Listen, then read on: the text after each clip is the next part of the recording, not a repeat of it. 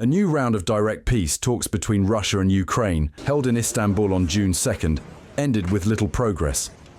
The only tangible results were agreements to exchange more prisoners of war and return the bodies of fallen soldiers.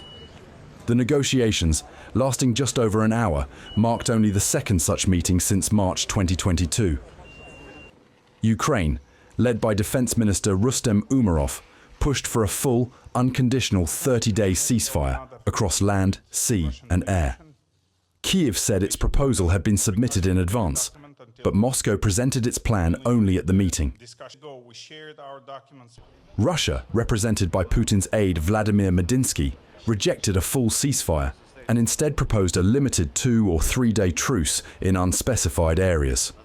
Still, both sides agreed to exchange all sick and seriously wounded prisoners, as well as those under 25. They also committed to returning the bodies of around 12,000 soldiers.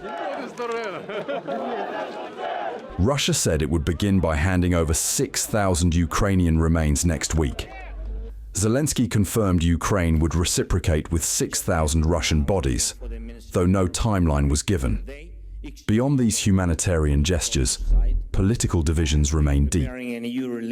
Russia continues to demand Ukraine's withdrawal from 4 partly occupied regions, Donetsk, Luhansk, Kherson and Zaporizhzhia, and recognition of their annexation, along with Crimea. Moscow also wants Ukraine to abandon NATO aspirations, declare neutrality, limit its armed forces, lift sanctions, and grant Russian official language status. A Russian memorandum also calls for Ukraine to halt mobilization, freeze Western arms deliveries, stop troop redeployments, and ban foreign military presence, steps Moscow says are necessary before any peace treaty. It further proposes ending martial law and holding elections. Clearly deny all these Russian conditions. It say only unconditional ceasefire, which means that Ukraine is going to exactly to do this. Full armament and full mobilization and implementation of French and British troops on Ukrainian territory. That's why it's deadlock. This negotiation, from my point of view, more personal show for President Donald Trump. Both sides, interesting that Donald Trump accused opposite side for the collapse of the peace deal. Ukraine dismissed these conditions as unacceptable and tantamount to surrender. Deputy Foreign Minister Serhiy Kislitsa stressed Kyiv would not compromise its sovereignty. A Ukrainian expert we spoke to outlined the core contradictions between the Russian and Ukrainian proposals presented in Istanbul. The contradiction is that Russia wants Ukraine to surrender and Ukraine wants to be independent, sovereign country, democratic sovereign country. That's the biggest contradiction.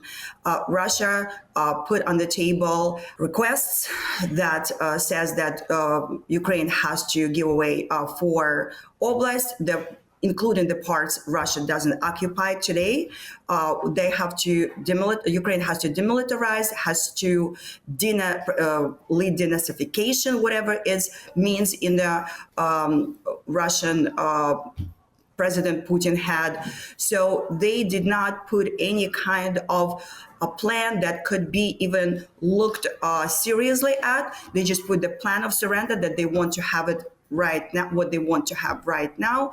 Ukraine doesn't have a choice but to be a shield at this point to the rest of the Europe. So what I make out of all this proposal of so-called agreement is that Russia is stalling time. They are not willing to have any kind of peace talk, negotiations, or anything like that. Ukraine also presented a list of 400 children it says were taken to Russia. Zelensky said Moscow agreed to return only 10. Russia maintains the children were evacuated from war zones. While Russia claims to seek a lasting resolution, Kyiv accuses it of using diplomacy to buy time. Meanwhile, US President Donald Trump has warned the US may abandon mediation efforts if there's no sign of real progress. Ukraine expects a Russian response to its ceasefire proposal by the end of June, but prospects for a direct Zelensky-Putin summit remain slim.